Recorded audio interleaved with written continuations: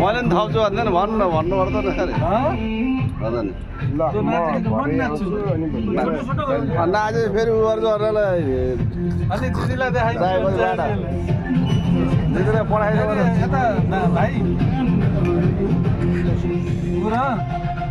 मेरो बुढी दुई भाइ उनका दाइ गर्नु पर्यो उता भाउजू नभएर दिदी हेर्नु पर्यो मेरो ससुरा र आमा दुई बहिनीका छोरा